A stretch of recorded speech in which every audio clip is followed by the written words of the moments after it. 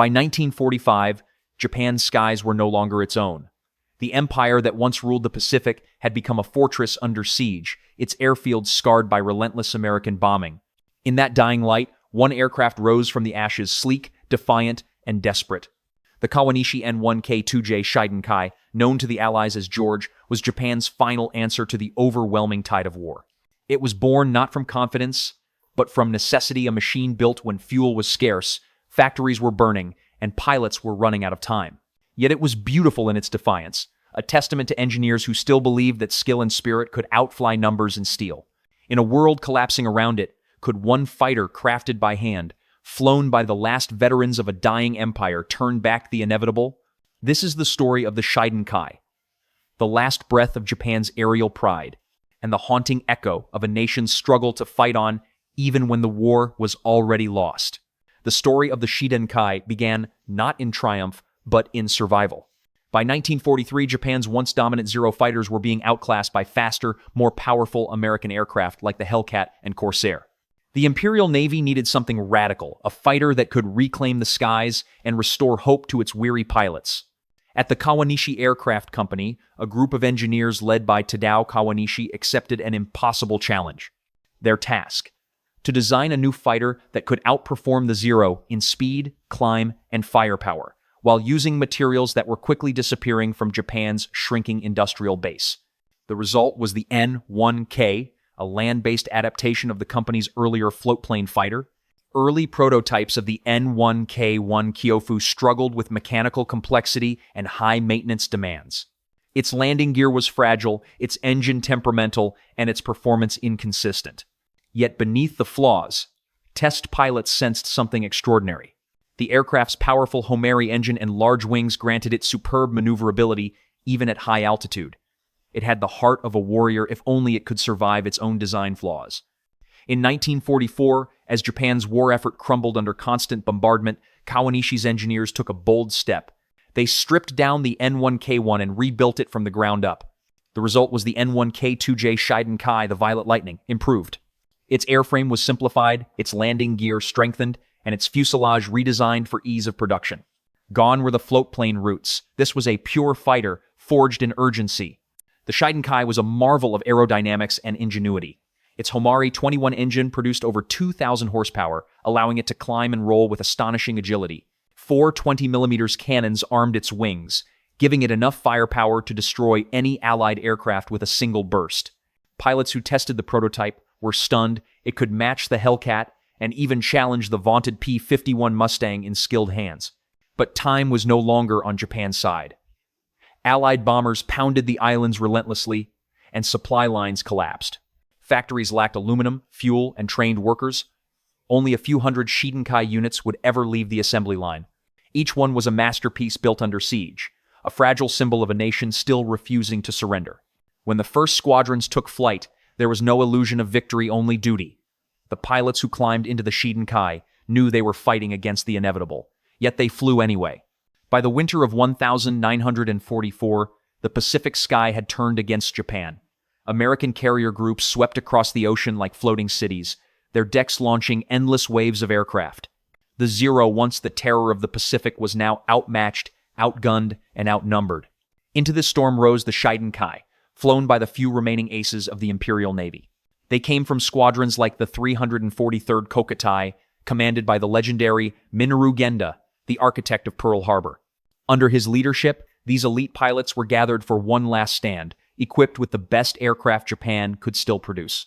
The Shiden Kai was their sword, a weapon meant not to win, but to fight with honor. In combat, the Shiden Kai astonished even its enemies. American pilots reported that the George could outturn a Hellcat and even climb faster than a Corsair in close quarters. Its 20mm cannons tore through metal and fuel tanks with terrifying efficiency. For a brief moment, Japan's pilots glimpsed their lost glory. They were no longer prey, but predators again. But glory is fleeting. Each engagement cost irreplaceable men and machines. The Empire was running out of fuel, and every sortie risked more than death. It risked extinction. In the spring of 1945, the Shiden Kai faced its ultimate test. As U.S. forces closed in on Okinawa, Japan's last defense took to the air. Outnumbered 10-1, Shiden Kai pilots rose from crumbling runways to meet armadas of Hellcats, Corsairs, and B-29 seconds that filled the sky like locusts. The duels were brutal and short. Pilots flew without radar, often guided only by instinct and the fading light. They fought until their guns ran dry, then rammed their aircraft into enemy formations, a desperate act, not of madness, but of conviction. Eyewitnesses from both sides later recalled the eerie grace of those final combats, violet lightning slicing through clouds, the last shimmer of Japan's aerial soul. American pilots came to respect the Shiden Kai. Many admitted it was one of the most formidable adversaries they faced, fast, agile, and deadly in the hands of an expert. But even perfection in design could not overcome exhaustion in men and scarcity in fuel. Each victory the Shiden Kai earned was bought with the last reserves of Japan's spirit. By the summer of 1945, the great squadrons of the Imperial Navy were gone. The sky over Japan fell silent, except for the distant hum of American bombers. The Shiden Kai had fought bravely, but it was a candle burning against a hurricane. By July 1945, the war had become an act of survival, not of victory. The Shiden Kai squadrons that once defended Japan's coasts were reduced to a handful of pilots and mechanics. Airfields lay in ruins, bombed daily by waves of B-29 seconds. Fuel was so scarce that some aircraft were towed to the runway by oxen, saving every last drop for takeoff. The once proud engineers of Kawanishi watched in silence as their masterpiece vanished into history. The same factories that built the Shiden Kai now stood as twisted skeletons under American firebombs. Yet even then, the pilots refused to stop flying. Many were barely 20 years old, trained in weeks instead of months, their courage far exceeding their experience. Missions turned suicidal. The aircraft that had once represented precision and mastery was now used in desperation escort for kamikaze attacks, interception runs against impossible odds, or futile charges against bomber formations so vast they darkened the horizon. Still, the Shiden Kai fought on, its violet streaks flashing across a sky already lost. Every takeoff was a farewell. The men who climbed into those cockpits knew they were not coming back, yet they saluted the rising sun and went anyway. When the Emperor's voice echoed across the radio on August 15th, 1945, silence fell over Japan. The war was over. For the surviving pilots of the 343rd Kokutai, it was not a moment of relief, it was the death of everything they had sworn to protect. Their beloved Shiden Kai aircraft, those elegant machines of violet lightning, sat abandoned along cracked airstrips, their paint scorched by the summer Sunday. Some pilots wept beside their aircraft, others simply walked away. The dream of aerial supremacy that had begun at Pearl Harbor had ended in ruin. The Shiden Kai, once Japan's most advanced fighter, would never fly again in combat. Most were scrapped by the occupying forces, melted down into the raw metal of a rebuilding nation. Only a few survived, hidden in hangars or preserved as silent witnesses to a vanished world. Yet, in the years that followed, the legend of the Shiden Kai only grew. Historians and aviators around the world came to recognize it as one of the finest piston engine fighters ever built. Its automatic combat flaps, its stable handling, and its devastating 20mm cannons made it an engineering marvel. But its true legacy lay not in its performance, but in the spirit of those who flew it. The pilots of the Shiden Kai knew they could not win, yet they chose to fight with honor. In their final flights, they embodied the code of the samurai in the modern age, unyielding, disciplined, and tragically human. Today, the few surviving Shiden Kai aircraft rest in museums across Japan and the United States. Their violet paint may have faded, but under the layers of dust and history still lies a silent echo, the sound of a nation's final roar before the silence of surrender. For American pilots, the Shiden Kai was an unexpected revelation. Until its appearance in late 1944, most believed Japanese fighters were fragile, underpowered relics compared to the new generation of Allied machines. But when the first George was encountered over the Philippines and Okinawa, that perception shattered. U.S. Navy aviators described it as the only Japanese fighter that could really go toe-to-toe with a Hellcat. Its roll rate, climb speed, and heavy armament caught many by surprise. Dogfights with the Shiden Kai demanded respect and caution. Even veteran pilots found themselves forced into defensive maneuvers when the violet flash appeared out of the Sunday. American intelligence, after capturing several intact units, marveled at its engineering. The combat flaps automatically adjusting to maintain lift during tight turns were years ahead of their time. Reports noted that had the Shiden Kai been available earlier and in greater numbers, the Pacific Air War might have been far more costly.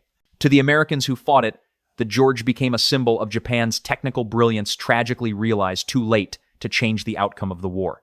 It was, in their words, a masterpiece built on the edge of defeat. Across the post-war world, the Shiden Kai became a quiet legend among aviation engineers and historians.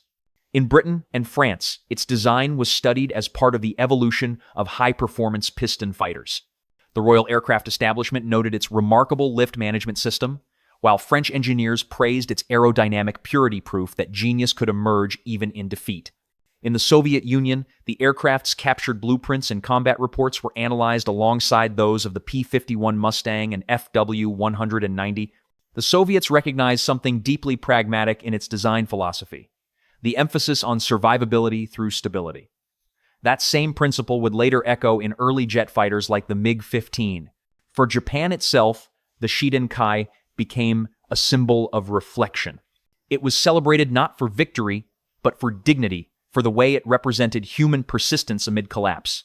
Post-war Japanese engineers who helped develop the country's first jets and passenger aircraft often cited the Shiden Kai as their greatest teacher, proof that innovation can exist even in ruin. Today, the Shiden Kai stands in aviation museums not as a relic of war, but as a reminder of the harmony between courage and craft, between tragedy and triumph. It whispers a lesson still true in every era: that brilliance, even when born too late, can still outlive defeat. It whispers a lesson still true in every era: that brilliance, even when born too late, can still outlive defeat. The Shiden Kai was born too late to change the tide of war, yet it remains unforgettable. In its smooth curves and violet sheen lived the final dream of an empire that refused to fade quietly. It was not just an aircraft, it was defiance made of steel, an artist's last brushstroke on the canvas of a burning world.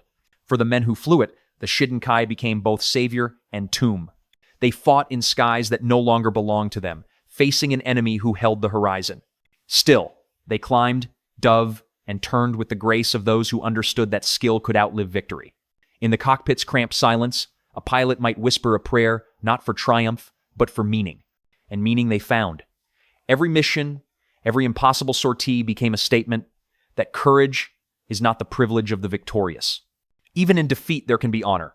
Even in despair, beauty can take flight. Today, when a restored Shiden Kai takes to the sky at an air show, its engine hum is more than a sound, it is a heartbeat from another time. Its violet wings glint under the sun, carrying with them the memory of those who once believed that bravery alone could hold back the tide of history. The aircraft no longer fights, but it still teaches. It reminds us that innovation does not belong solely to the victors, and that dignity can be found even in loss. Every rivet, every scar, every faded emblem tells a story not of empire, but of endurance, not of glory, but of grace. Perhaps that is the Shiden Kai's true flight, to rise beyond war and become a testament to the human spirit itself. And so, as the last whisper of its engine fades into the wind, one question lingers. In the ruins of our greatest struggles, what do we choose to remember? The fall or the courage to rise before it? Share your thoughts, your memories, or your reflections below. For as long as we remember, the violet lightning will never fade.